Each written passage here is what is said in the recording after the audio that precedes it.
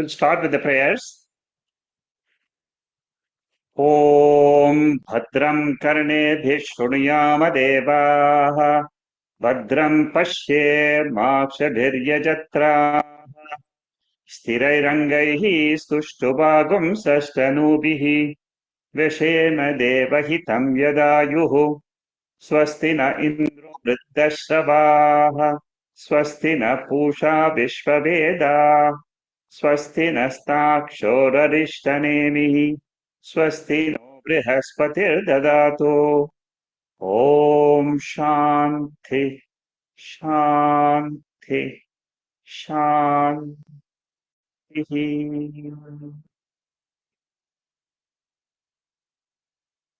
We are studying Mandukya Upanishad with Shankara Bhashyam. We are in the third chapter, the 33rd verse. The total number of verses in this third chapter is 48. So we have about 16 more verses to go. The central idea of this chapter is Advaitam. The highest truth of the universe is Advaitam. Advaitam can be understood when we understand Dvaita. Dvaitam means I am the subject and there is a world in front of me which is an object. Advaita means I am the consciousness, awareness in which the world is coming and going, appearing and disappearing. In Advaitam, the world is Mithya. Mithya means it is an appearance like dream. In Dvaitam, I, the subject, am real. Object, the world is also real. In Dvaitam, both I and the object are in the same order of reality. In Advaitam, I, the consciousness awareness principle, am Paramarthika Satyam, a higher order of reality. The world is of a lower order of reality, which is called Vyavaharika. I hope you have got the point. Advaitam and Dvaitam. They are two different philosophies, two different visions of the same world in which we are living. Shankaracharya and Gaudapadacharya want us to have the vision of Advaitam while we are living in this world. The benefit of Advaitic vision is moksha. Moksha means dukkha nivritti and sukha prapti. Sukha prapti means I attain bliss. Dukkha nivritti means I get rid of all sorrows in life. Only by changing my vision. There is nothing else to be done. Only understanding the world correctly. All our efforts is to correct our vision. Like Arjuna corrected his vision in Bhagavad Gita, when we study the Upanishads, we also have to correct our vision. Vision means understanding the world. Whether it is a Dvaita world or it is an Advaita world. Dvaita world means triangular format of Jiva, Jagat, Ishvara. Advaita format means binary format, I, the awareness consciousness, alone am. World is appearance. It comes and goes. Suppose you are a waker and you are a waker all the time, and you take the waking as the truth. What will you say about the dream world? Dream world comes and goes. So waker is Satyam for you and dream is Mithya. Shankaracharya and Gaudapadacharya are trying to convince us of a higher reality called as Turiya Atma, in which there is no world, which is my real Swarupa, which is my real nature, according to the vision of the Veda. Veda is the only pramanam which tells me I am the Advaitic truth called Turiya Atma. I am not a waker. I am not a dreamer. I am not a sleeper. These three are three statuses of the mind, in three conditions of the mind. Mind is in waking, mind is in dream, mind is in sleep. I am the illuminator of that mind eternally. All the minds in the bodies. There is only one Turiya Atma, Ekam Advitiyam Turiyam Brahma. This is the background vision of chapter 3. All the verses are trying to give us this correct vision of the world.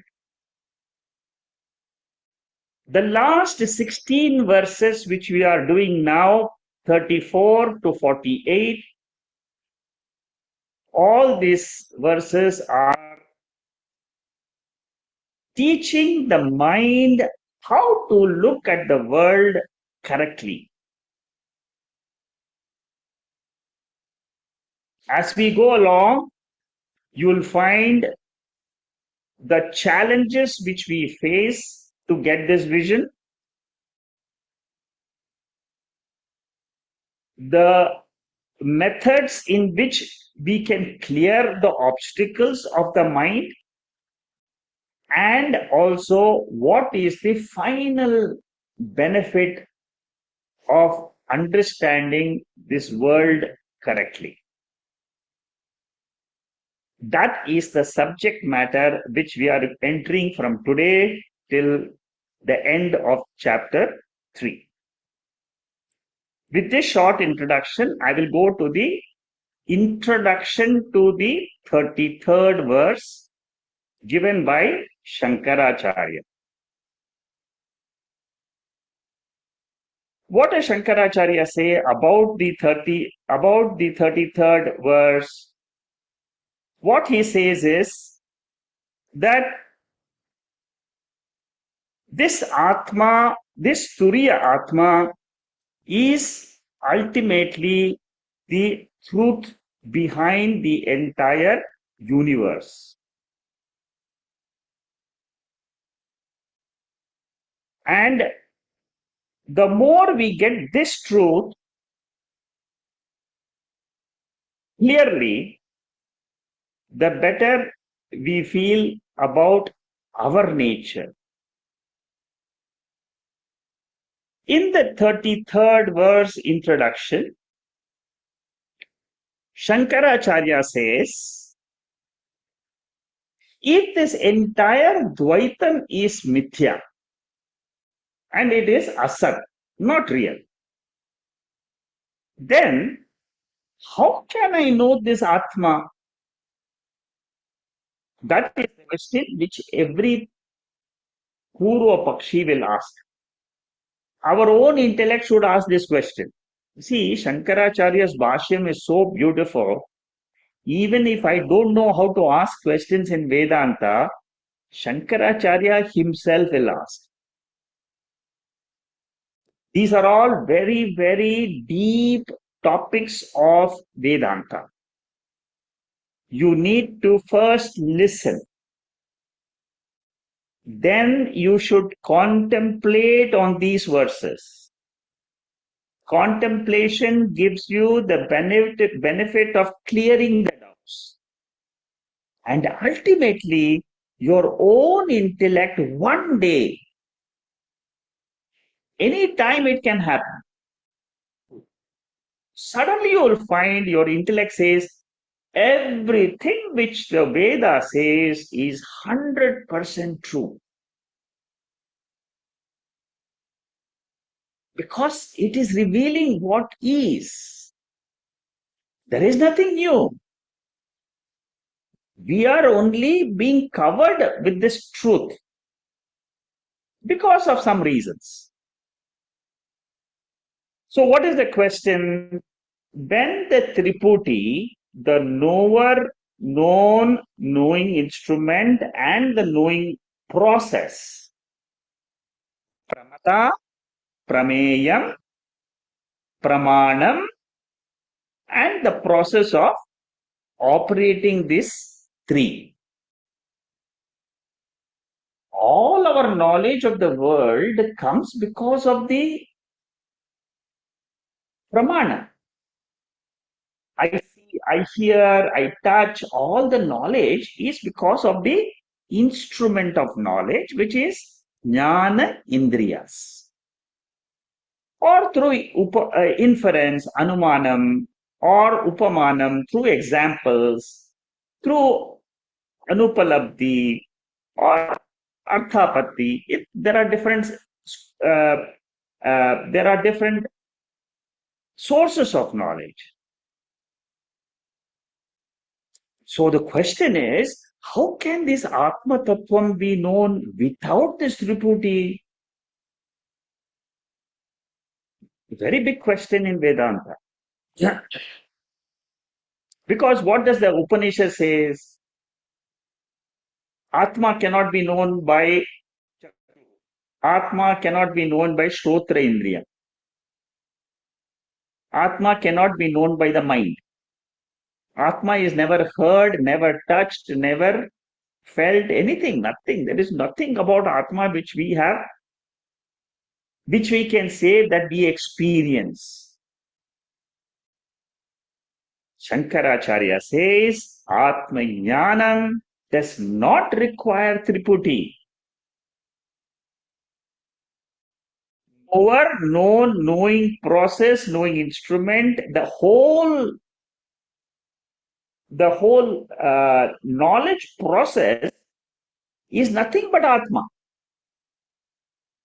Atma knows itself by itself. In Atma Bodha, which we are studying, we'll be doing this 41st verse next week on Saturday. In this verse, in Atma Bodha, it says that there is no distinction, no difference in knower, knowing instrument, and known in Atma. Why? Because the nature of Atma is, it is an homogeneous mass of consciousness, bliss. It is the self in us, and the most important fact which we understand, know from the Veda is Atma is self-luminous, self-evident, self-shining. Na tatra suryo bhati, na chandra tarakam, nema vidyatho bhanti, kutoyam agnihi. Tameva pantam anubhati sarvam, tasya bhasa, sarvamidam vibhati. Mundaka Upanishad. This Atma cannot be known by the sunlight. It cannot be known by the moonlight. It cannot be known by the stars, the light of the stars. It cannot be known even by a flame of camphor. Because all these are lights which are material lights. Atma is the spiritual light, and this spiritual light is self-evident. Triputi knower is required to understand and know anatma, because anatma is never self-evident. Body is not self-evident. There is a mind, and in that mind there is a consciousness, there is an awareness which is shining, and that shining mind is making the body aware. And through the body, I experience the world. Dakshinamurti Stotram Nanachit Ghatodara Stitamaha Deepak Prabhabhaswara. A hall cannot reveal itself. I have to operate my eyes and then see the hall. A pramana is required for all the anatma material world. What about atma then? Pratibodha viditam matam amrutatvam hi vindate atmana vindate viryam vidyaya vindate mrutam. Kenopanishad. This Atma is known before I operate any of the instruments of knowledge. That is why I keep telling, as soon as you wake up, the first thing you tell yourself is, I am Atma. Practice this. I am Atma. Then what will happen? Your mind will understand that you are Atma first, and then thoughts come, perception comes, world comes. So I am self-evident, revealing as I am in the sleep state. Sleep state, Gaudapadacharya analyzed later in somewhere in the 41st, 42nd verse. But we should understand there is something beyond the tamasic sleep nature. And that is what is called as self-evident Atma. Then another question will come to all of us. If Atma is self-evident, why am I studying Tattva Bodha, Atma Bodha, Bhagavad Gita, Upanishads, chapter 1, chapter 2, chapter 3? Why do I have to study all this? It is self-evident. I should know. Mundak Upanishad says, Pariksha lokan karmachitan brahmano nirvedam. So, a person who wants to know the Atma, first of all, he doesn't know the Atma because he is obsessed with Anatma. Shastra does not reveal Atma. Shastra need not reveal Atma because it is self-evident. What does Shastra do? This is the mantra I quote I just chanted before. It also appears in Mundaka Upanishad, Katha Upanishad, Svetasvatara Upanishad. So what does Shastra do? It removes the Anatma portion by neti method. When the neti process is adopted by a seeker, all the Anatma world is dropped. When the Anatma world is dropped, what happens? Atma shines by itself. Whatever is left over is Atma. So, normally speaking, we should understand I am Atma, it's Anatma. Anatma consists of the body, mind, thoughts, emotions, and the universe. There is a mixture of Atma and Anatma. whenever we are in the studying mode, we understand I am a mixture of Atma plus Anatma. In the Atma, which is pure consciousness, I do an adhyasa, superimposition of the attributes of an Atma. What are the attributes of an Atma? I am rich.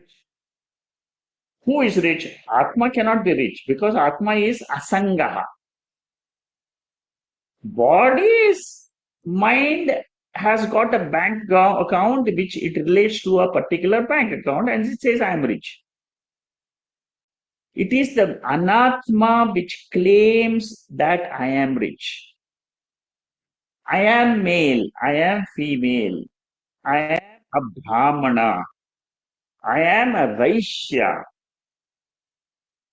All I am fair, I am dark. All are nothing but attributes of the body and mind. So what Shastra does is it negates the attributes of Atma, removes the limitations like emotions. See, many a times in the Q&A, question is generally asked, I have lot of emotions. I cannot get rid of emotions.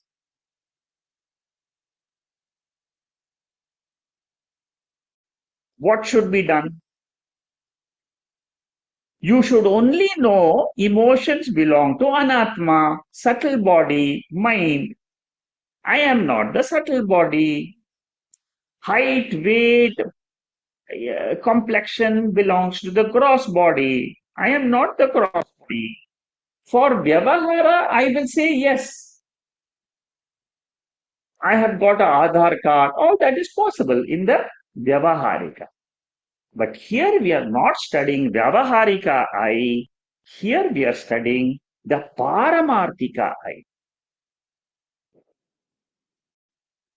So when the attributes which are taken falsely by me are transferred back to the Anatma, what is left out is pure consciousness.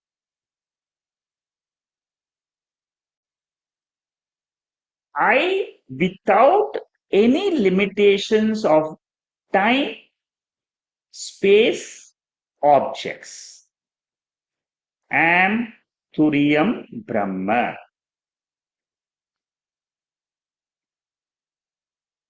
So when I try to drop all the anatma dharmas and then I listen to Tattvamasi, the Mahavakyam, I can understand very clearly I am that Atma without the attributes of Anatma. Aham Brahma Asmi, when you tell this to yourself, after knowing the Veda, Upanishadic knowledge, your intent should be very, very clear. Brahman or Turiyam does not mean the waker, not the dreamer, not the sleeper. Brahman or Turiyam is the substratum. It is beyond the three states. I've already covered Pratibodha Viditam. Dvaitam is negated by what pramanam is the question of the Purush. How will I know this beginningless Atma? That is being answered by the 33rd verse.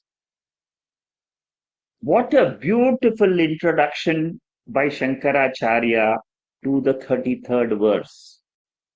This is the beauty of doing Bhashyam. You just don't go straight into the verse, but Shankaracharya helps us to prepare our mind for learning the verses correctly. long description, long commentary. It will take some time, maybe this today as well as next week. But let's see. अकल्पमजं ज्ञानम् अकल्पमजं ज्ञानम् ज्ञेयाभिन्नं प्रचक्षते ज्ञेयाभिन्नं प्रचक्षते ब्रह्मज्ञेयमजं नित्यम् ब्रह्मज्ञेयमजं नित्यम् अजेनाजं विबुध्यते अजेनाजं विबुध्यते. In this verse 33, Gaudapadacharya first tells us, drop all the imaginations of your mind to know Turiyam Brahma. Once you drop the imaginations, what will happen? That changeless, birthless Brahman becomes the sole object of knowledge in your intellect. That is what he says in this verse. He gives us what should not be done, no imaginations. Then he tells us how this knowledge arises in the intellect, which is free from imaginations. See, imaginations are nothing but rajoguna. Bhagavad Gita says, Kamaesha Krodayesha Rajoguna Samudbhava. Kama, Krodha, these are all rising in our mind because of Rajoguna of the Prakriti. I am not the Prakriti. I am not that Maya consists of Sattva, Rajas and Tamas. That is what Gaudapadacharya is hinting in this verse. One knows the Atma with the help of Atma. In the beginning of the spiritual journey, we say, I am Atma, the knower, consciousness. I want to know Brahman. Brahman is a Paroksha Jnanam. That is what we say in the beginning. So in the beginning, what happens? I am the knower. I want to know the Atma. So what is it? What happens? There is a difference, Bheda, between what? Atma and Brahman. I am Atma. I want to know that Brahman, which the Upanishad is trying to reveal to me. But what is the correct vision? This Atma itself is Brahman. Tattvamasi. In Bhagavad Gita, the 13th chapter, the most important chapter of the Bhagavad Gita, 18 chapters are there. The most important from knowledge point of view, from the Atma Jnanam point of view, 13th chapter. And in the 13th chapter, in the 13th verse, you remember this verse, 13:13. Yeyam yat prabhakshyami yajñātvāmrutam ashte anādimat param brahma nasatnāt saduchyate. Lord Krishna tells Arjuna, I will give you that jnanam which will make you immortal. And what does he say in Bhagavad Gita? He says that knowledge is of beginningless Brahman, Turiya Atma. This Turiya Atma is neither a being or non-being. Being means what? Mind plus consciousness. Mind plus consciousness is a being, jiva. Non-being means what? Stone. inert objects, which has got no mind in it. So, what is Brahman then? It is neither a being, it is neither a non being. The one who knows I am that Brahman is a jnani. Not that there is some Brahman where which I will realize after going to Swarga. No. Mandukya Upanishad, the second mantra says, Soyamatma Chatushpa. I am Atma Brahma. This is a Mahavakyam. This Atma is Brahman. So what should I understand? I am the Atma. The self in this body is called as Atma. What about Brahman? Brahman is the self of the universe. What does the Mahavakyam do? It says, the self in me is the self of Paramatma. Paramatma means it is the universal self. So after Mahavakyam, I don't see a difference between me and the world. Knower, known differences, they go away. Claiming I am the ever evident Atma without the Triputi. What is Triputi? Knower, known, knowing instrument.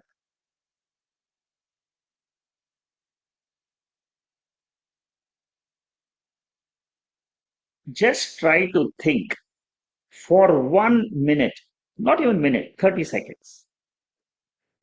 In the sleep state, is the Triputi operating or not operating?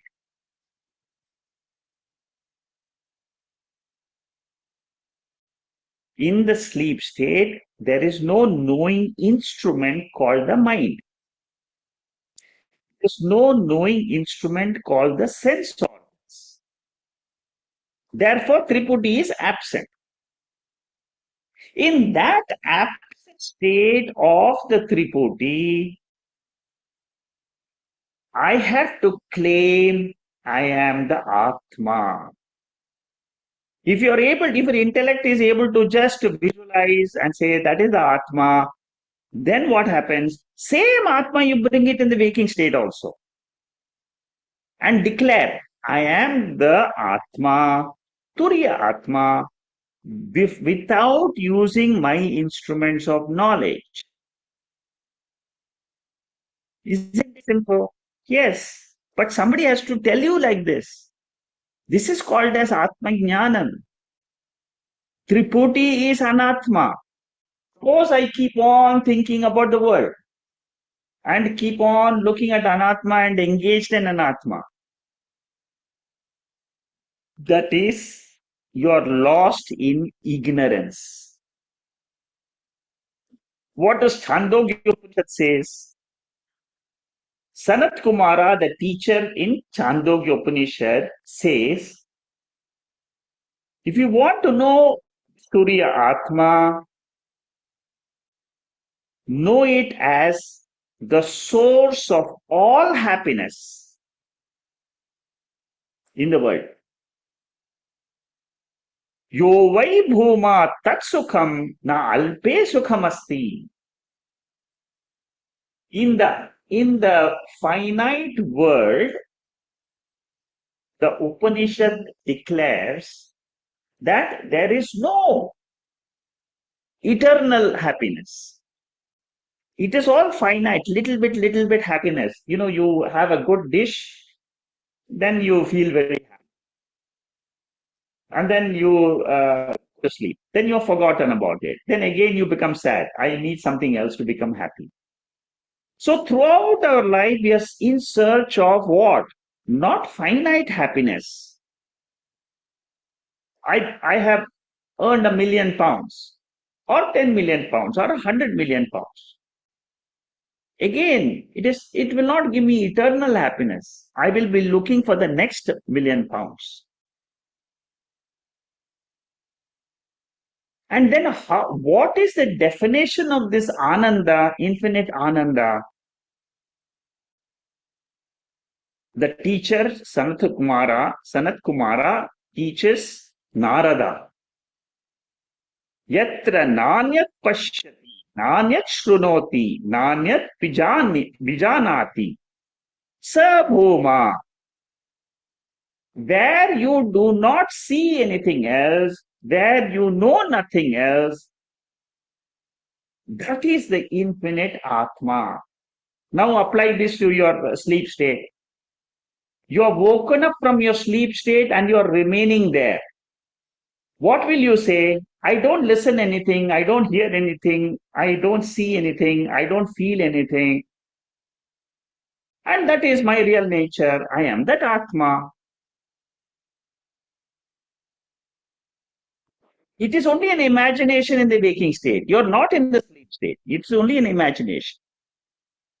So, in the waking state, if you're able to bring that knowledge, it is called as Atma Jnanam.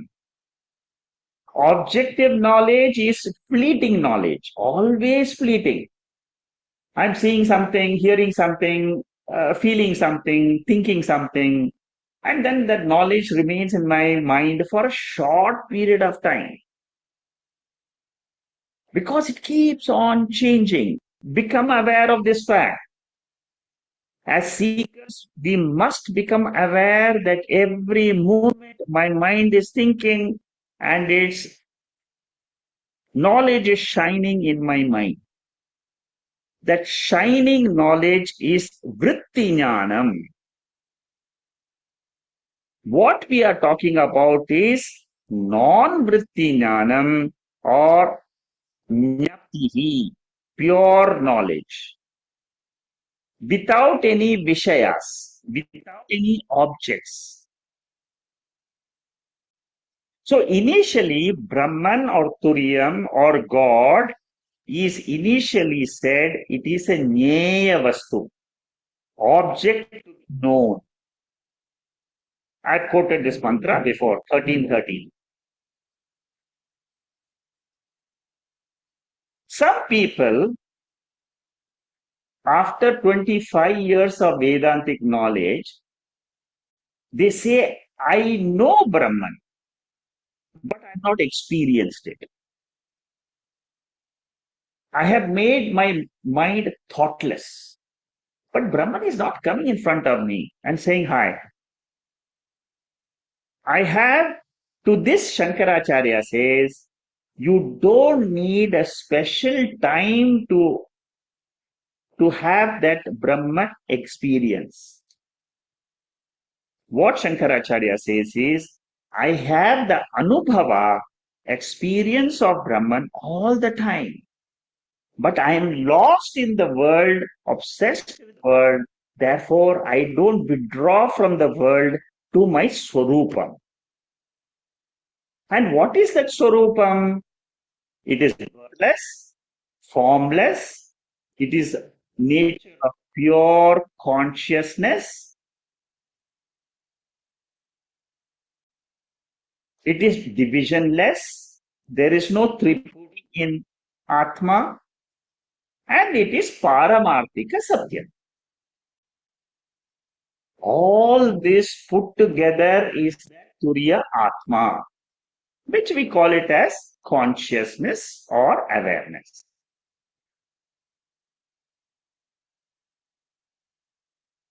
The next question will be, how do I know that this pure consciousness is birthless? For that, Upanishad is the only Praman. Upanishad says it is Ajam, it is Nityam. Anything which is Nityam is birthless. And another fact which is revealed by the Upanishad is the definition of Brahman is it is the eternal cause of the universe. Janma dasyasya yataha, the second sutra of Brahma Sutra. What does it say? Brahman or Turiya Atma is that from which the world rises, world is sustained, and the world is resolved. Whenever you have experience of the body, mind, and the world, you at the back of your mind you should remember that anatma is manifest, is revealing to me the nature of Atma. There is another beautiful verse in Brihadaranyaka Upanishad. Shankaracharya quotes this at least 20 times in Mandukya Upanishad. In chapter 4 of Brihadaranyaka Upanishad, this verse comes in. What does this verse in Brihadaranyaka Upanishad says? It says, in that Turiya Atma, that knowing function is still there. It is not lost. Because knowingness is immortal. That is the nature of Atma. It always knows. What does it know? Two things. Manifest universe and unmanifest universe. Both it knows. Right now, universe is manifest. In the sleep state, universe is gone into unmanifest condition. But the Atma is still aware of the unmanifest condition. So it is not that the knowingness is lost in sleep. Knowingness is still there, but there is nothing to know because in Brahman, there it is pure consciousness. Not an iota of matter enters Brahman. This is the way Upanishad reveals consciousness. Beautiful way. Every intellect which is ready for this knowledge through this mantra will 100% know the Atma. Guarantee. Meditate on this verse. Very important verse of Brihadaranyaka Upanishad. I am the immortal self. In me the world rises, it becomes manifest. Body appears. Mind appears. Mind goes through certain experiences of sukham, dukkham, raga, dvesha. Mind goes to unmanifest in sleep. I, the Atma, never sleeps. I am always awake. When the world is there, I am awake. When the world has gone into unmanifest condition, I am awake to that world also. Is the truth revealed in this beautiful verse of Brihadaranyaka Upanishad. One of the best verses of Brihadaranyaka Upanishad. Like Kaivalya Upanishad, 19th mantra, Mayeva Sakalam Jatam, Mayi Sarvam Pratidam. This mantra, Yadaiva Yadvaitanna Vijanati.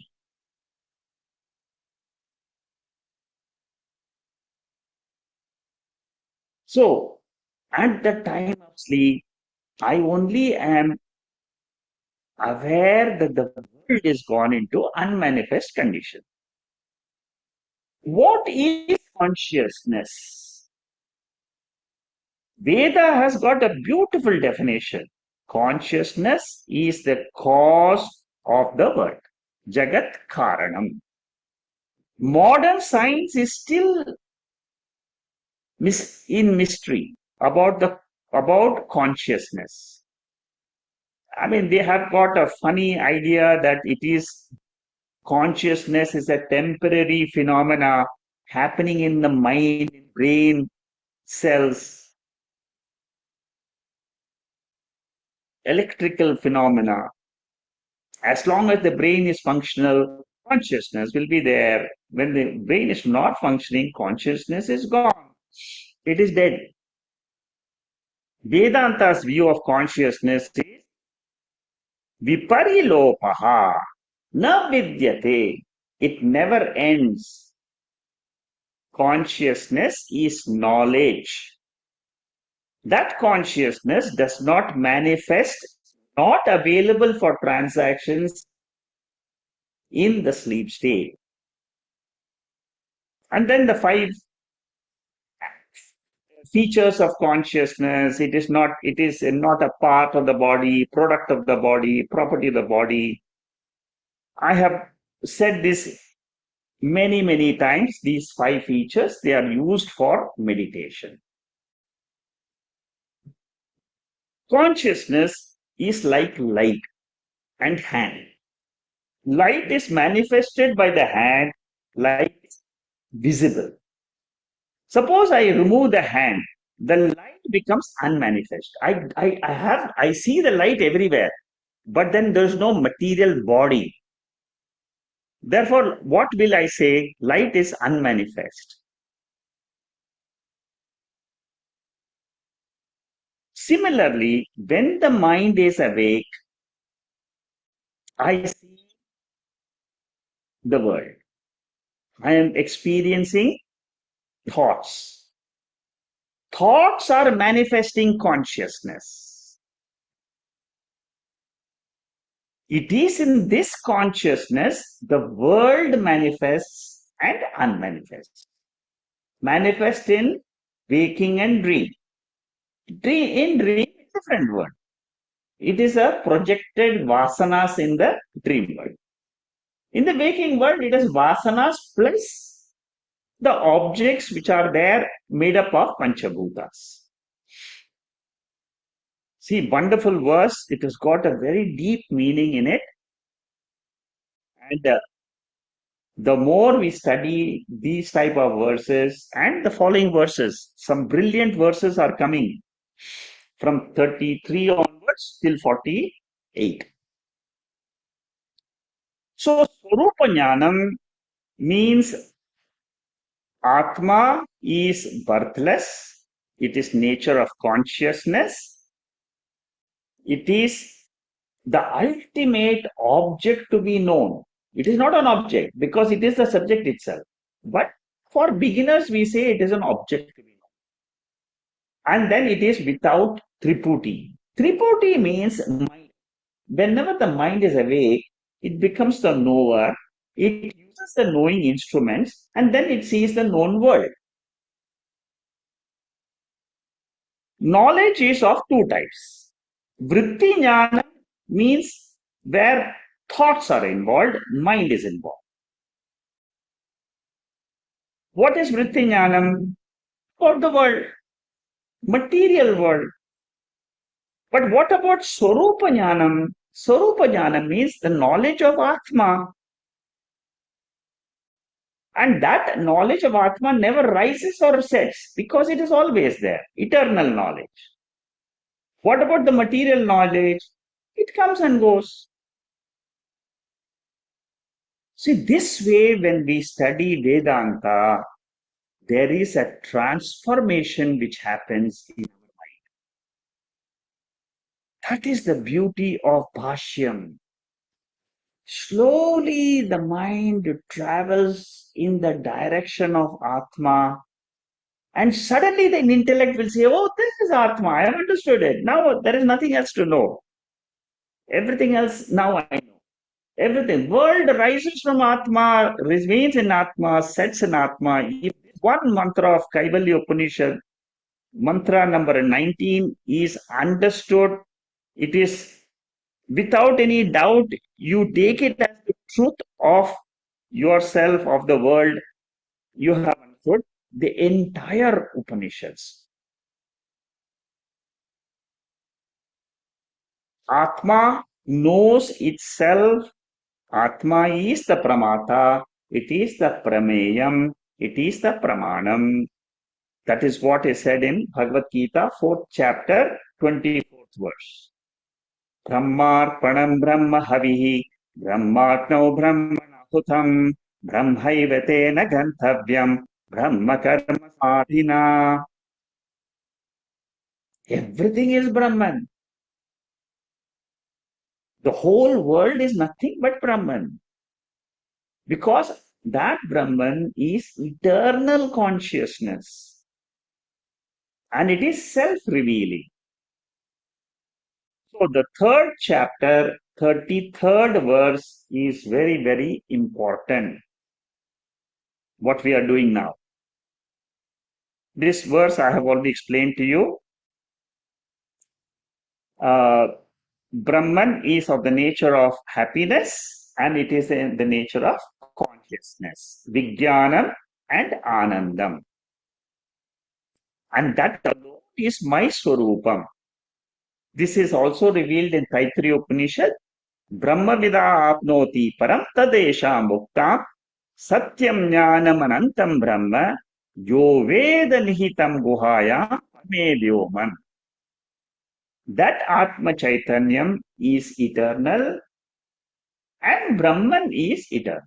Brahma Chaitanya means total consciousness which is projecting the entire cosmos.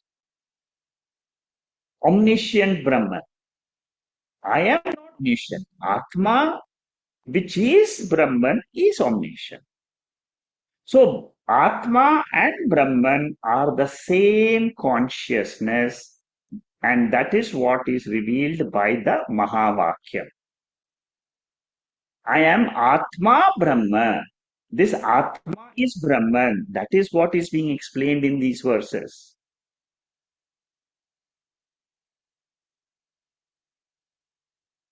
Athato Brahma Jijnasa, Brahma Sutra's first sutra. After having known all the material knowledge about Dharma, Artha, Kama, now come to Brahma Vijnanam. Come to understand that Brahman, which is your own true nature. This Brahman's nature does not change. Brahman was consciousness, it is consciousness, it ever will be consciousness. Like fire is always hot. You can never find cold fire. So I am always conscious. That is why I said, in consciousness, the world manifests. In consciousness, the world goes to unmanifest condition. And Brahma, this Atma Bodha verse 41, where it says there is no distinction between knower and knowledge. That is called as Atma. And you don't need a vritti. Vritti means mind. We don't need a mind to reveal Atma because Atma is self-illumined. World is not self-illumined. Nanachit ghatodharastitamaha deepak prabhabhaswaram. Dakshinamurti, fourth stotra. World is seen only because of the light of consciousness which goes through the sense organs and then it illumines the world. Suppose there is no consciousness, you can never be aware of the world. You will be in total darkness like you are in sleep. So the world of objects is Bhaswaram. It is illumined with the help of thoughts. And that is what we call as Tripoti. The light which is shining through the sense organs, that light is not shining because of Tripoti, but it is shining because it is self-evident. Moon has got borrowed light. Sun has got its own light. Consciousness has got its own light. Mind has got borrowed consciousness. No pramanam can heal that Atma. What are the pramanams? Pramana means sources of knowledge. Your eyes are pramanam. Your ears are pramanam. Can the eyes know Atma? No. Eyes can only know form and color. Eyes cannot know sound. It is limited source of knowledge, finite. So how can Aprameya Brahman be revealed was the question. For that answer is Brahman is not known from any other source. Shastra Yonitva, the third sutra of Brahma Sutra. The first sutra is Athato Brahm Jignasa. After knowing the world of rituals, which gives you punyam and papam, and the rituals will give you the benefits, karma phalam of punyam and papam. After having gone through the Veda Purva Bhaga, Athato Brahma Jignasa, come to the inquiry of Brahman. That is the first Brahma Sutra. Second Brahma Sutra is what? Janma dasyasya yataha. Veda gives you the definition of Brahman. That definition is, it is Jagat Karanam. The third Brahma Sutra is Shastra Yonitva. This Brahman cannot be known through any other sources except Veda. And the fourth sutra is, this Brahman is the central teaching of all the Upanishads.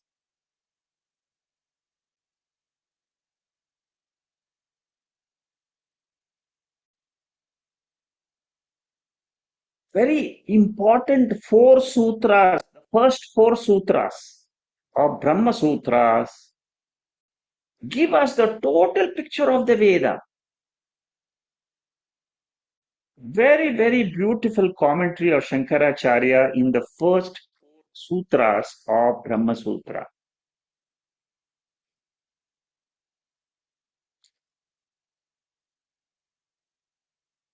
The fourth sutra is called as Tattu Samanvayat. Tattu Samanvayat means the central teaching of all Upanishads is Brahman. Suppose you know these four sutras and their meanings which are just now given to you, will you study anything else except Upanishads? After knowing that this is what the four sutras, the first four sutras of Brahma Sutra, they tell me that knowing this Brahman, I get moksha, and this is the nature of Brahman. Shanti mantra apyayantu mamangani tells us, let me pray to that Brahman and pray in such a way so that that Brahman doesn't reject me. May I never deny that Brahman. May that Brahman never spurn me. May I never deny Brahman. Let me hold on to that Brahman as my real nature. And let that Brahman not deny me, because if that Brahman denies me, I won't reach my goal. That is the prayer of a seeker.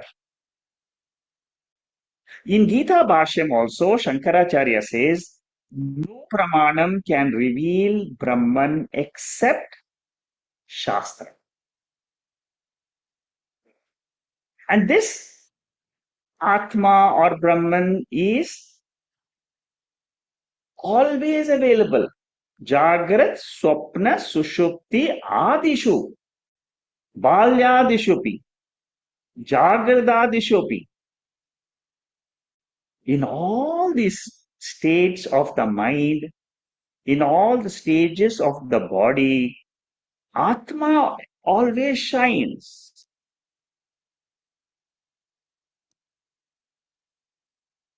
All attributes, when we add on to this Brahman, we become a Jiva. All attributes, if I drop it, the same Jiva becomes Brahman. Like, for example, in Upadesha Sati, 18th chapter, 4th verse, it says, the moment I know how to drop the rope snake, rope gets revealed. Similarly, Tattvamasi. When I drop the attributes of the body, attributes of the mind, immediately Atma Tattvam is revealed. It is one without the three Sharirams. Vritti Jnanam is required for Adhyasa Nivarti. Suppose I've got a superimposition, then Vritti Jnanam is required. But for knowing Brahman, Vritti Vyapti means the thought need not go and reveal Atma to me because Atma is self-evident. Anything in the world is not self-evident. Everything in the world is by this consciousness. But consciousness need not be revealed by anything else. That is the central message of this 33rd verse. Jiva Bhava rises and it falls. But Brahma Bhava is always there. So in meditation or in Nididhyasanam, what are we trying to do? There are four things which we are trying to get rid of in meditation. Number one, ahamkara. I am this body. I am this mind. Mamakara.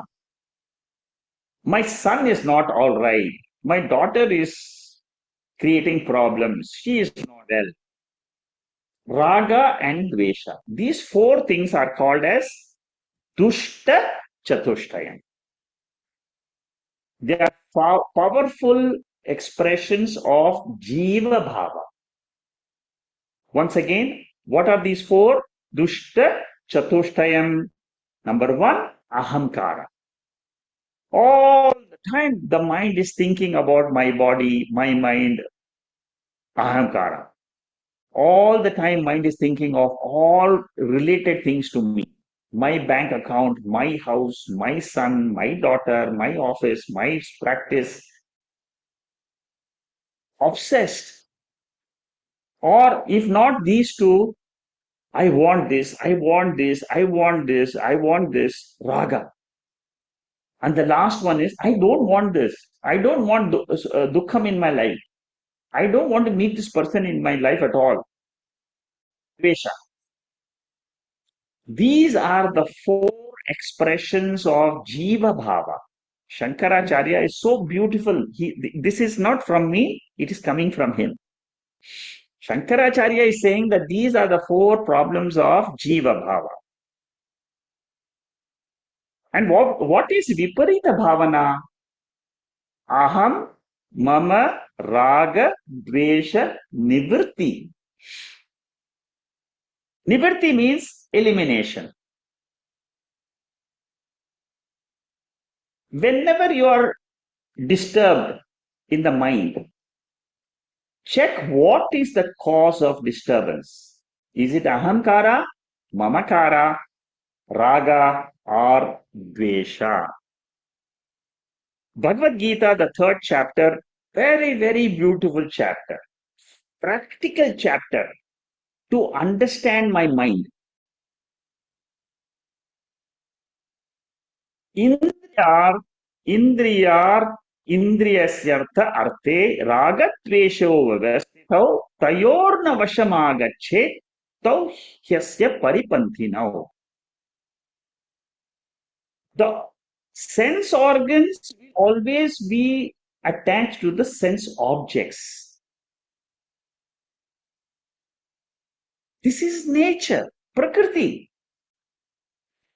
I, the Jiva in this body, the reflected consciousness should not fall a prey to this dushta chatushtayam.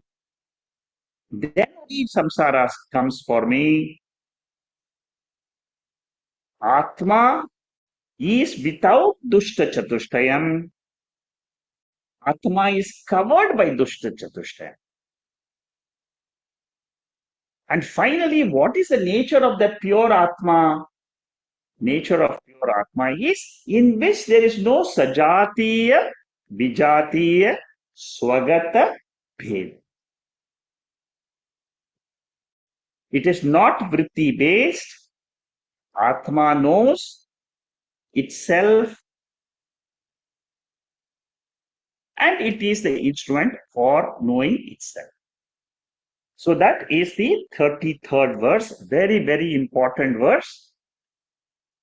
Very deep verse. We have taken almost 1 full hour, an hour and 10 minutes only to explain one verse.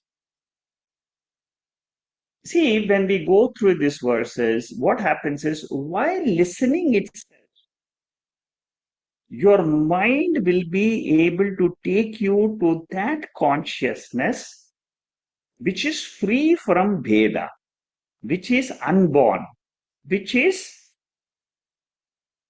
dukkha rahitaha, which is dushta chatushtaya rahitaha. That pure consciousness, I have to hold it as my real nature. Not in the sleep state. Because sleep state, it is a different kettle of fish. It is something different. It is tamoguna. In waking state, you have to hold on. And that is what is called as jnana nishtha. That finishes the 15th volume of the notes. My notes of Mandukya Upanishad are completed.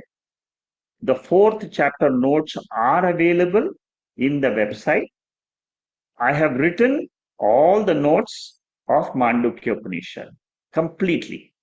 It runs to, I think, about 5,000 pages.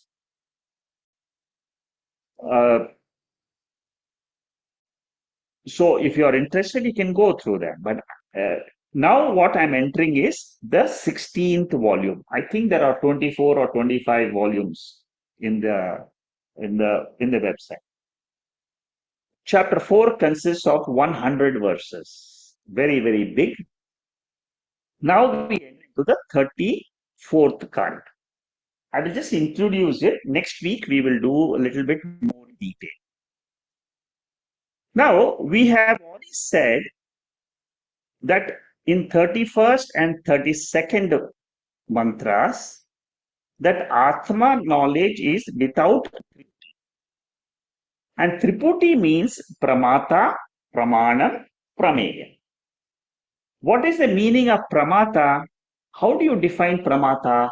Consciousness plus mind. Pramata. Pramanam means consciousness but plus thought.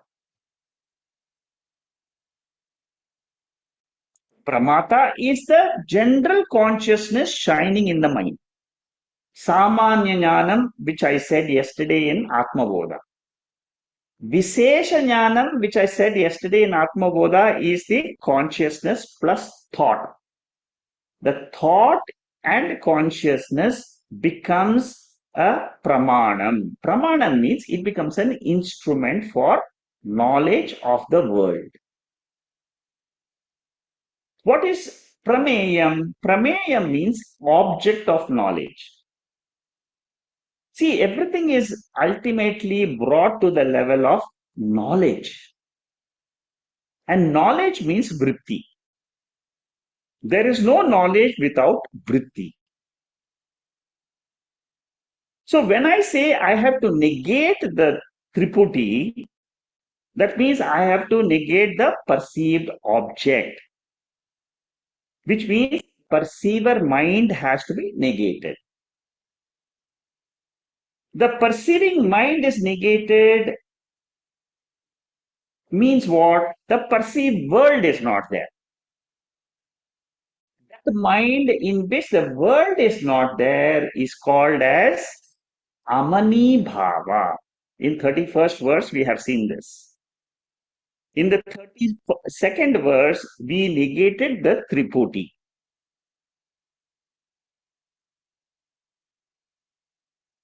Now, when does the Triputi Nisheda happen? When do we eliminate the Triputi? Naturally, it happens to all of us in sleep. Or to yogis in Samadhi state, they negate the Triputi. You can negate the Triputi also by Jnana Yoga. And what is Jnana Yoga? Triputi is false. That is the Jnana. Mithya Jnanam is Triputi Dvaitam.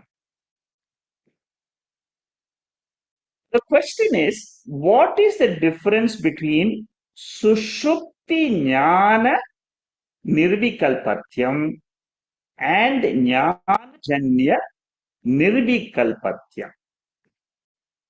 See, in sleep also there is Nirvikalpa Avastha.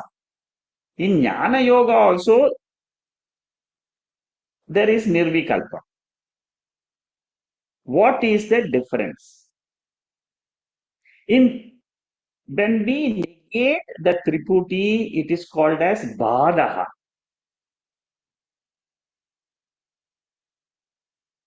Jnani negates Triputi permanently. How? Not by sleeping, not by not by going to sleep every time, but only because of knowledge in the waking. Jnani experiences the Triputi, but he falsifies the Triputi. A very beautiful verse in the Bhagavad Gita. Again, so many times we have quoted this. Chapter 9, 4 and 5.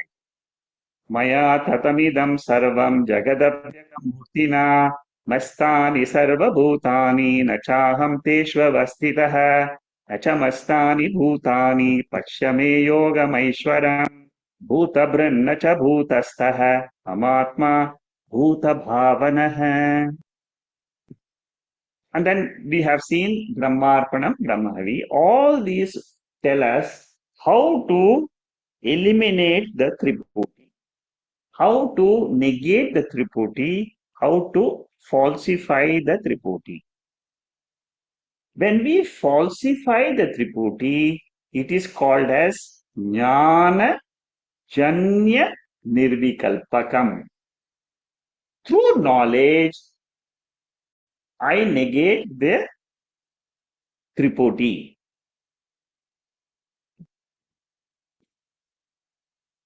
Permanent negation is through jnana. Temporary negation is through the sleep state. In Bhagavad Gita, 5th chapter, Lord Krishna says, Naiva kinchit karomiti yukto manyeta tattvavit pashyan shridvan sprishan jigran ashnan gachan swapanshasan. I do nothing. I do nothing means what? I, the Atma, is not involved in the actions of the Triputi. With this, I will stop today's session. It's been a very intense session today because the topic of the 33rd chapter is very, very intense. So next week, we will start on this 34th verse. A little bit of introduction is there, which I will start from. And then we will continue the other verses.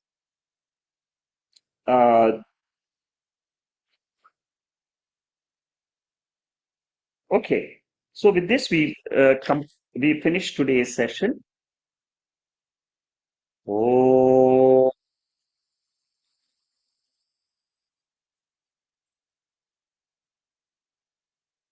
Purnamadam Purnamidam Purnat Purnamudachyate Purnasya Purnamadhaya Purnameva Vasishyate.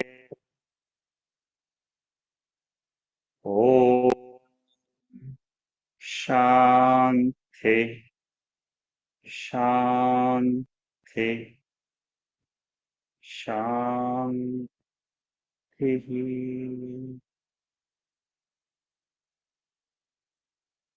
There are no questions on the chat box.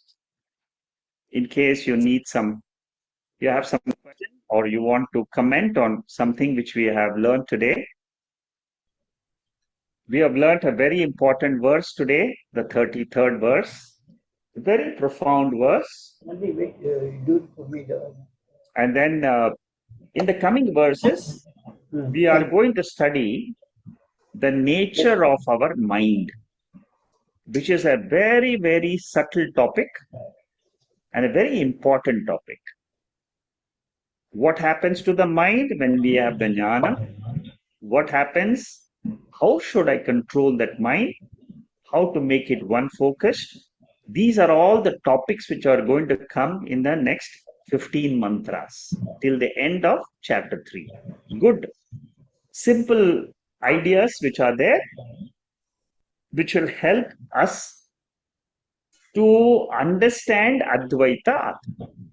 We have already got the knowledge now. Advaita Jnanam we have got. Now we have to see how my mind can accept that Advaita Jnanam. Yeah, any questions? Secondly, Bolo. Bye. the word Tripati has been mentioned in many pages. So, how will we explain this Tripati? Tripudi. Acha. The Tripudi means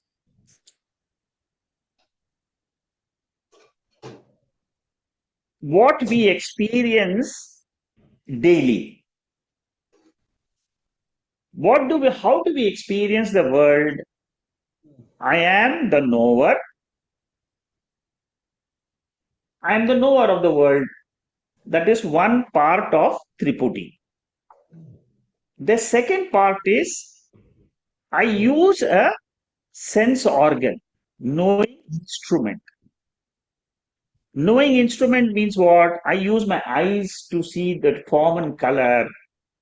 I use my ears to listen to music. I use my tongue to taste good dishes. I use my skin to touch, to feel soft and hard surfaces.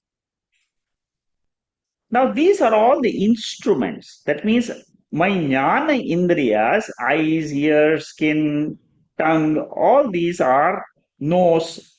I use my nose to have fragrances, to experience the fragrances. If I walk into a garden, I can automatically smell the beautiful roses or jasmine in the garden. So, I am a knower. I use knowing instrument, and ultimately what do I get? I get the knowledge of the objects, which is called as Jneyam. So knower, knowing instrument, and the known object. These three together gives me the experience of the world. So three things are involved. The knower, without the knower, you cannot have knowledge. Without the knowing instrument, you cannot have knowledge.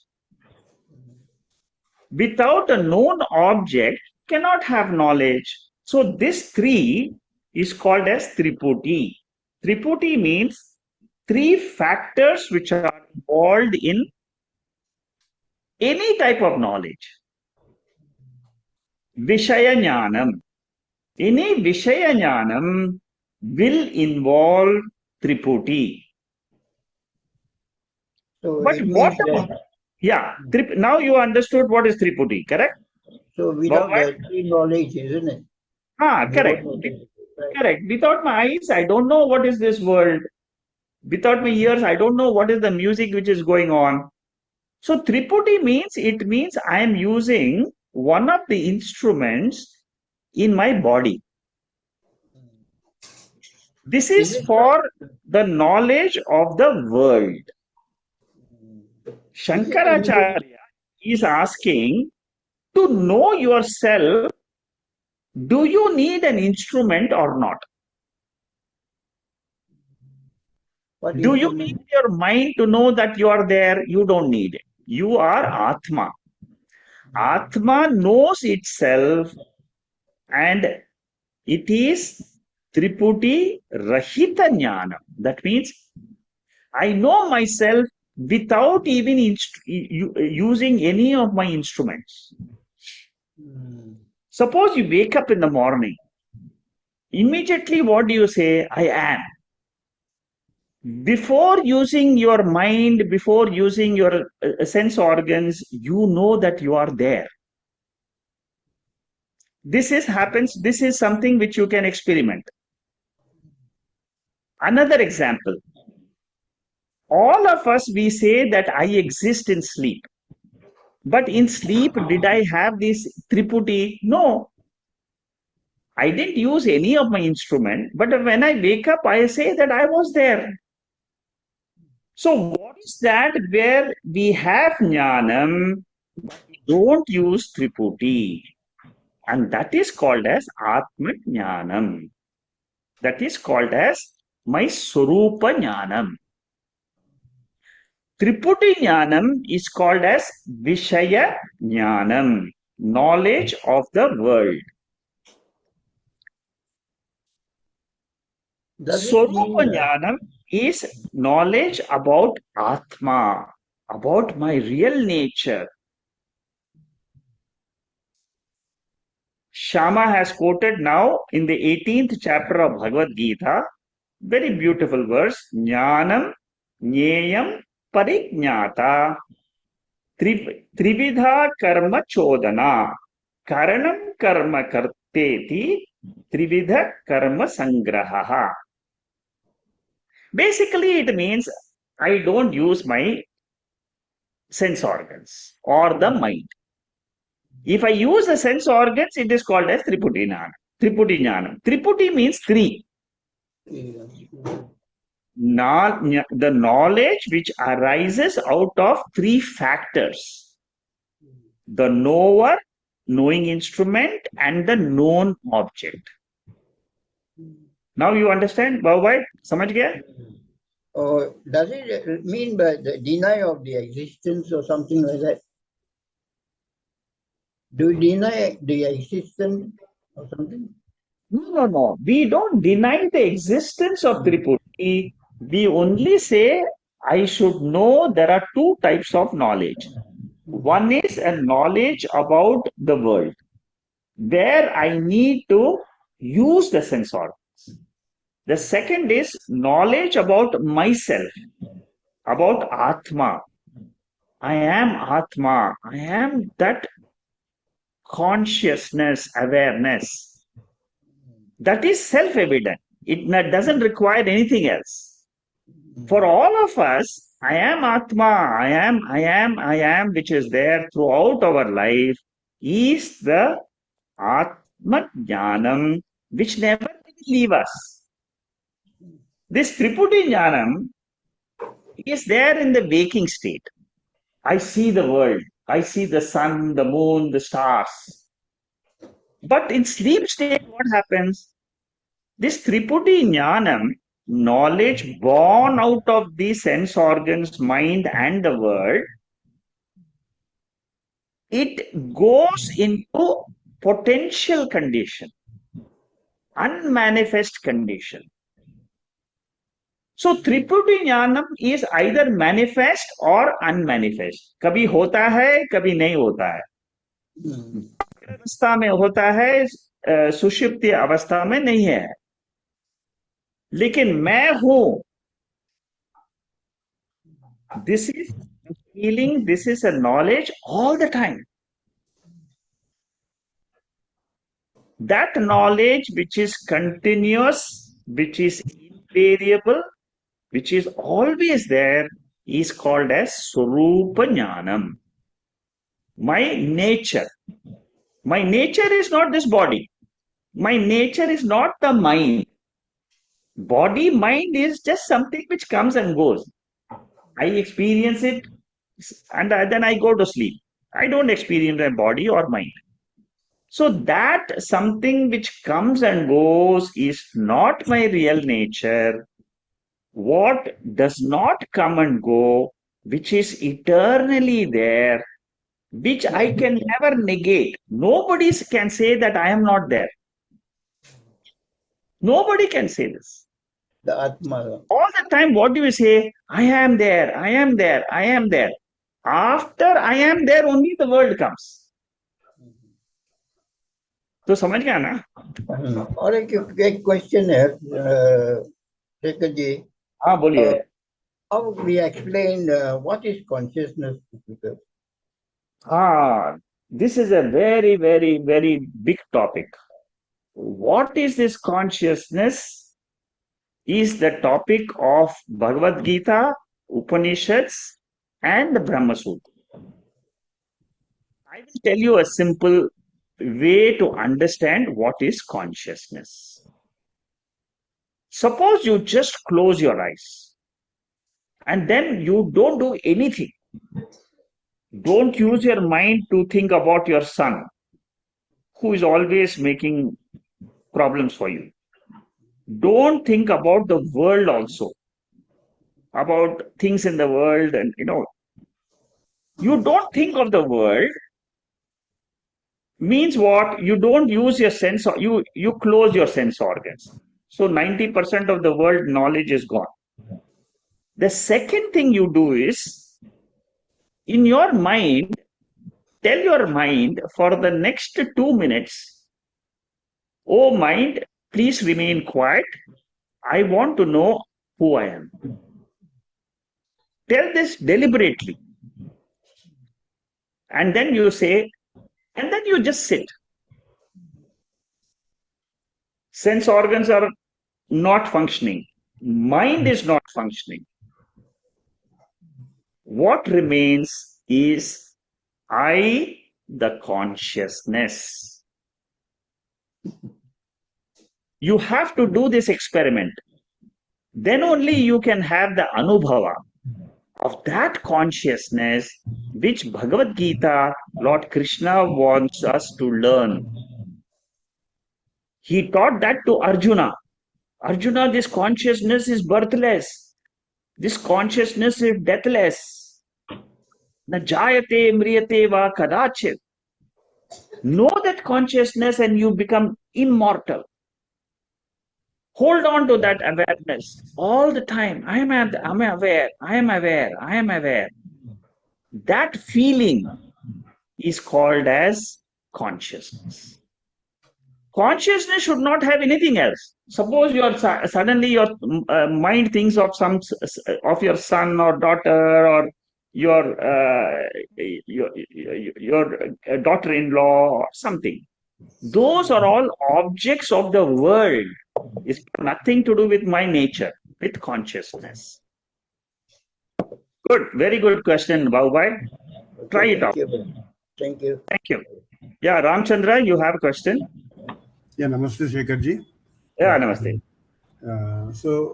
My question is, this Triputi, whatever we are talking about, whatever you explained now, the Jnata, Gnayam, Jnanam, all the three, is within the purview of the creation, right? I mean, within the Maya. Correct. It is, this Triputi is what is called as Maya. Maya, okay, yeah. Correct. So the real I is beyond the three. Correct. So it is beyond Prakriti. It is also called as Prakriti. It is called as Maya. It is called as Abhyakritam. It is called as Mithya. All these mean the same thing. Okay. Yeah, thank you. So that was my doubt. So the Triputi belongs to this created world or the projected world, but Correct. above beyond which we have the real, the consciousness, the real I. So we have to really know that we are that. So we have to Correct. That's transcend right. the creation, get there. Okay. Yeah. Thanks, Shekhar. So that was. Thank you. Thank you. So that is what is, you see, uh, again, a very good clarification. Maya is this Triputi. This Triputi is what we call it as waker, dreamer, sleeper. In waker also there is Triputi. Dreamer also there is Triputi. In sleeper, the Triputi is absent. Potentially it is there.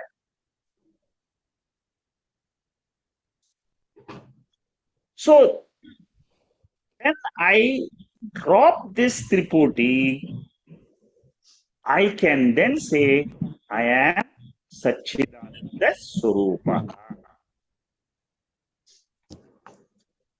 Okay. So Ramchandra, I hope you are clear now.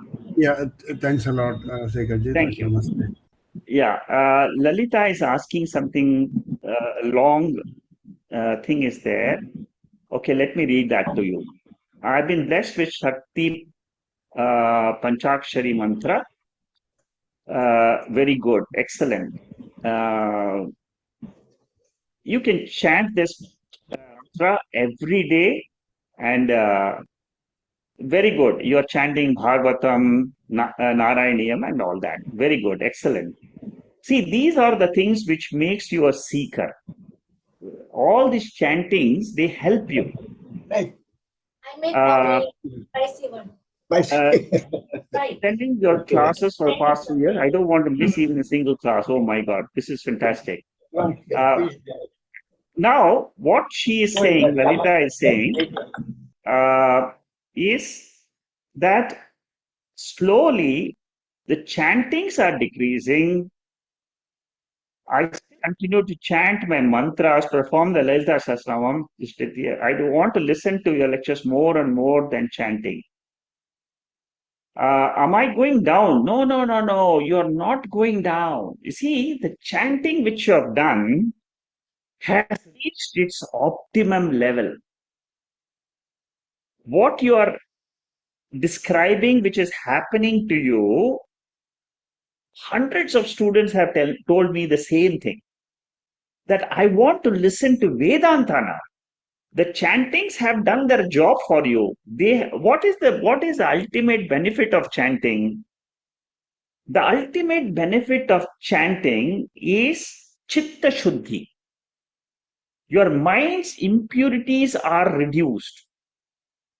When your impurities in the minds are reduced, your thought level will come down.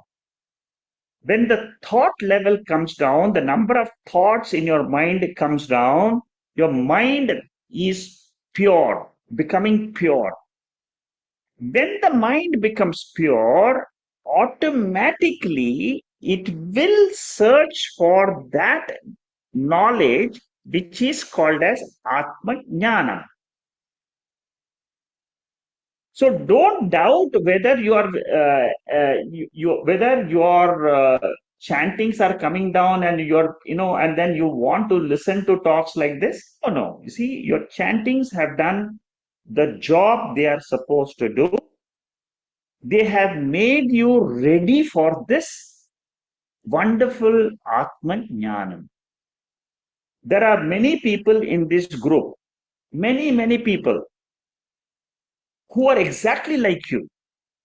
They chant Lalita Sahasranamam, they chant Vishnu Sahasranamam, they chant Narayaniyam, they chant Bhagavad Gita. Let that continue. Don't drop it. Let it be there. As long as you want to continue, let it continue. They help you in the progress of spirituality. So don't have this notion that you're going down spiritually. That is a wrong notion which is coming to your mind. Get rid of it. Completely get rid of this. Chantings are always useful. If you can do it, Good. If you can't do it, if you feel that I would like to reduce my chanting, I want to listen to this Atma Jnanam. That is a fruit of chanting. I'm sure a lot of people will add to what I'm telling you. So, am I clear, Lalita?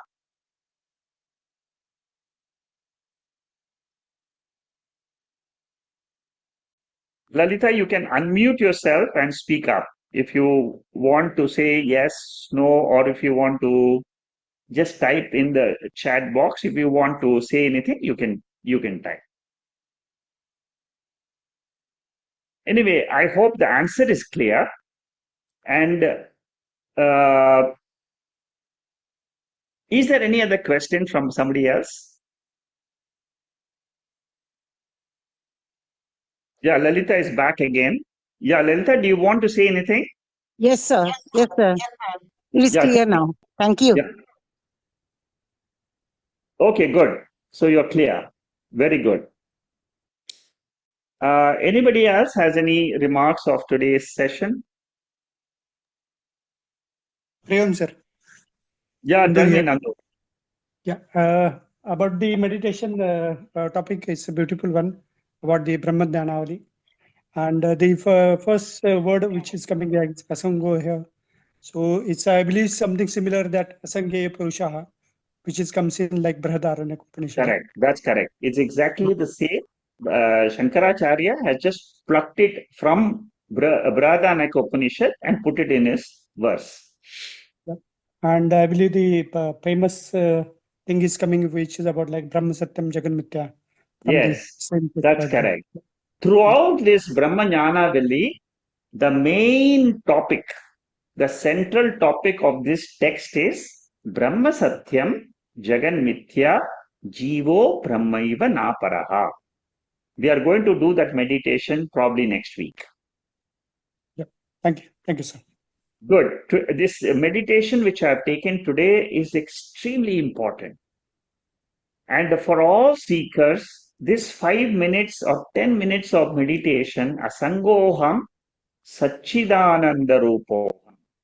Asangoham Satchidananda Rupoham. Telling this to yourself 2 or 3 times clears your mind of so many thoughts. See, what disturbs us is our thoughts.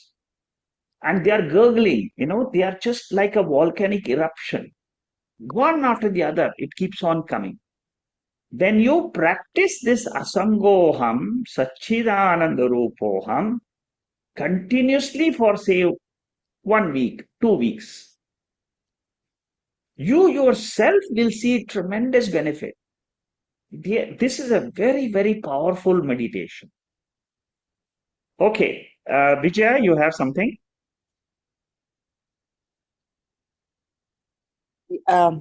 Yes, Shekharji. Hari Om.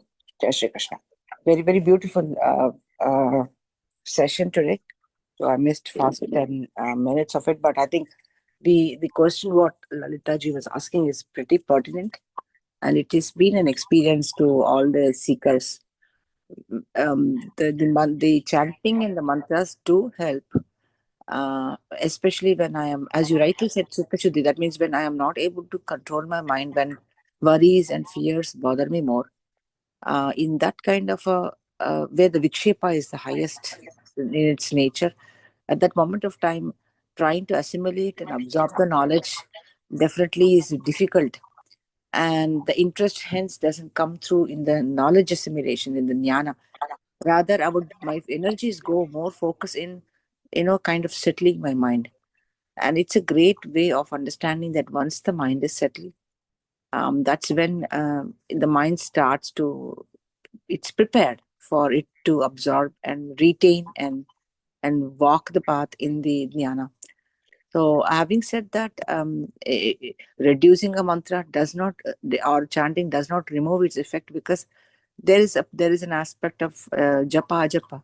So like I do Ganesh Ashtotra, 108 Ashtotras is one mala, and I do around 11 malas, sometimes 20 malas, sometimes 31 malas, sometimes 61 malas, which takes almost 2 hours. So it depends on the time that I do. But even if I don't do, suppose you are cooking, or suppose I am bathing, or suppose I am walking, I will, it goes on, the chanting goes on. And then the earlier days, there used to be a fear that, oh, I have to start from the first and end in 108. But now those fears is not coming. So it does not matter whether I'm starting with the first name or 108 name. All the names are the God only. It doesn't really matter. So I understood one thing is, taking the name of the Lord is important, not the sequence, not the format, not anything. So that is a very subtle understanding which I understood it. And over a period of time, yes. So there is a place for it, there's a time for it. So eventually, when the mind is calm and settled, you reduce that, and then you substitute that with probably hearing of more of the jnana of these sessions, and then probably taking the notes, or just one aspect of it as to asanghoam, right? When I was chanting, it was very, very calming. All these Brahma Jnanandavalli verses when I was chanting, just taking that one aspect of asanghoam and try to, kind of dissect it and understand it. Where are those aspects in my life where I am very into sangha, and where I can become a sangha. So these kind of contemplation starts to come. That's probably what is more important, right? Is it important in reading the mantras or chanting, or it is living and transforming. I think that's where I would take a shot on that, and nothing to feel bad or good about it, because every sadhana has its own purpose, and it takes to the same goal. Like that's where I understand. And Hari Om, back to you. Thank you. Thank you, Vijay. I'm glad you spoke, because I know that you were also involved in chanting, and Lalita will get a lot of lot of knowledge from what you have spoken, because you are practically doing it and you have seen the effect of it. So what I have expressed to Lalita, you have said, you have uh, added the same information with your own experience. Very good. Yes, yes, Vijayaji. Thanks a lot. Thank you, Lord. Good. Thank you. And for those people who don't know Vijaya, she's the one who is chanting all the verses of Mandukya Upanishad. She has chanted all the verses, and also the previous other Kathopanishad and so many verses. Whenever I'm taking a class, she is the one who has chanted all those verses. And these verses of Brahmananda Valli are fantastic. It's very beautifully chanted. Thank you, Vijaya, for all your chantings of the class sessions. And I'm sure everybody in the group also appreciates your chanting. And a lot of people have written to me also saying that who is this person who is chanting so well? Okay, there's a remark by Shama. Many of this verse from especially attention of Asangoham.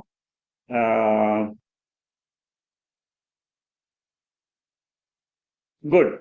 That's correct. Shama, what you are saying is absolutely right. Do you want to elaborate on that? No, I just thought that this is one of the most fundamental things which Bhagavan Krishna introduces even in the first chapter, where just the contact of the mind with whatever are the objects of the senses, it immediately, kind of hacks the mind away into Correct. attachments, so the mind is doing its own thing, but through this meditational process we are actually working on that very basic first step, that you're actually the attachments which it makes, which automatically happens. You are, through this asangoham, you're asserting it again and again, that no, this is not me, this is not me. Correct. That's correct. Asangoham. Absolutely right. Because every time you get attached to the world, you need to withdraw. Yeah. You need to withdraw because matra sparsha tu kaunteya. That's the one. What verse is it? I was trying to recall Yes, Matra the sense Sparsha. organs will Mm, contact the sense objects. That mm, is Prakriti. mm, That mm, is the nature of Panchabhutas. Mm-hmm. What I have to understand is I am in this body. The body is got sense organs and the world is got sense objects. Now they are interacting with each other. I will say to myself, I am not the one, I am asangoham. If one can pick up this knowledge, one verse of Bhagavad Gita itself can give you moksha. So this is the antidote, isn't it? Yes, it's complete antidote. And it one mantra. Anytime you this mantra you can put into practice all the time. When you are in the Vyavaharika world, many Exactly. people say, what is that which I learn in Bhagavad Gita, which I can practice in day-to-day life? Yeah. Whenever you get into a problem, Mm. chant this mantra once. Mm-hmm. Sparshas kaunteya. Mm-hmm.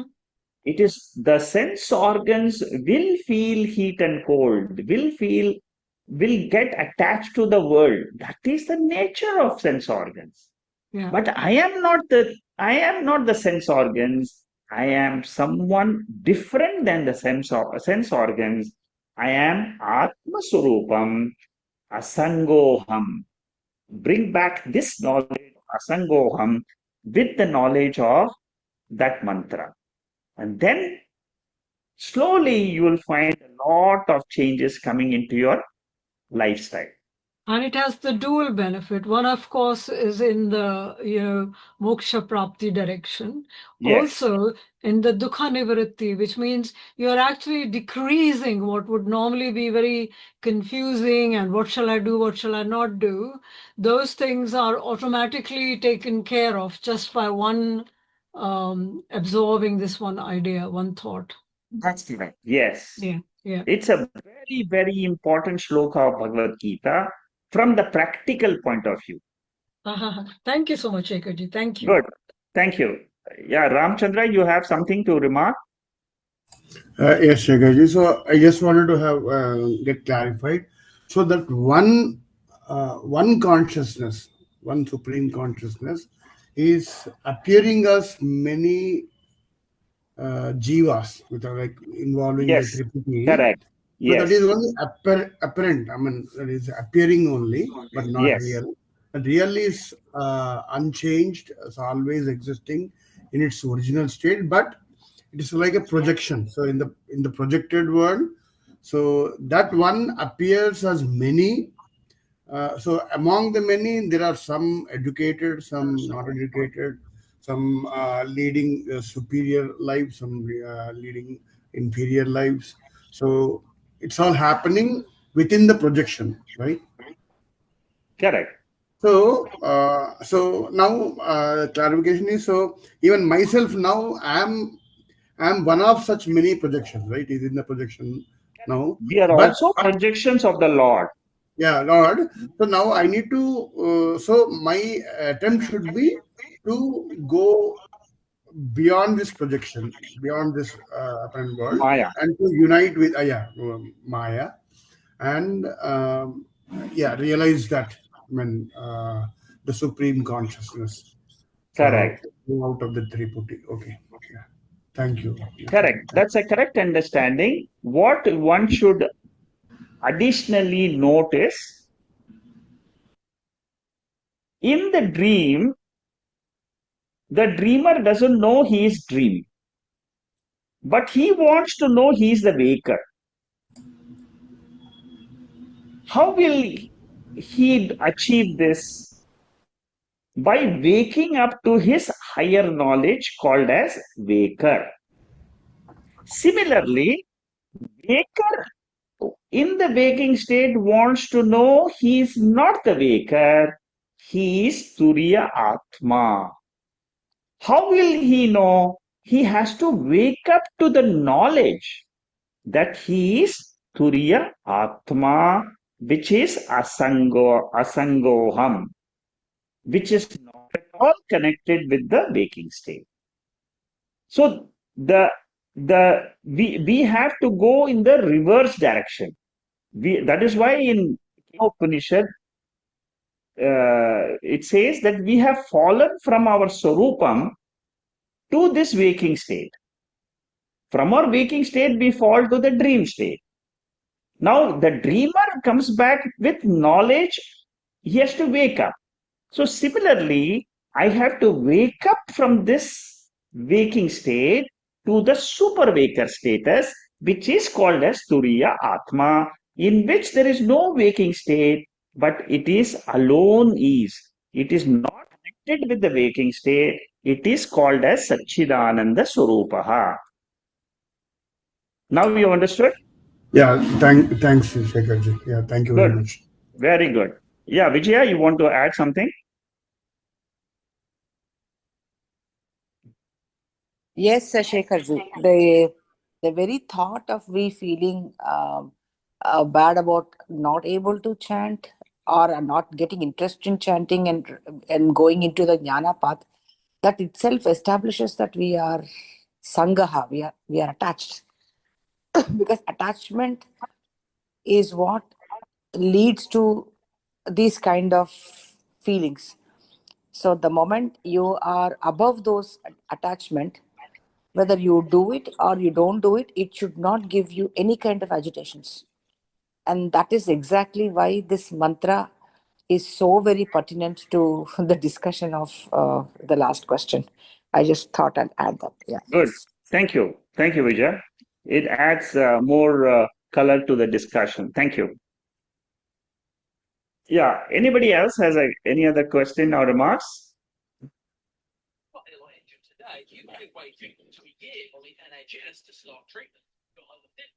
What we have discussed today and what meditation we have done today, they're very, very important meditation. Simple meditation, but very, very powerful. So give it a try and you will grow. So one central thing is don't feel bad that your chanting is going down. No, never feel bad. If you are interested in Vedanta Jnanam, it is the fruit of chanting. Continue the listening of talks, doesn't matter. You see, the more you listen, why do you like these Vedantic talks? Because it is teaching you about your own self. See, Atma is nothing about anything it's not about some star, some planet, something. It is talking about you yourself. So the more you become interested in Vedanta, it is a fruit of whatever punyam you have got from your chantings. Chantings gives you punyam, and punyam expresses as desire to know Vedanta. Okay, so I'll stop here. We'll continue next week. Thank you. Namaste. Namaste. Namaste. Thank you, Thank you. Shekharji. Thank you. Thank you. Guruji. Thank you, Vijayaji.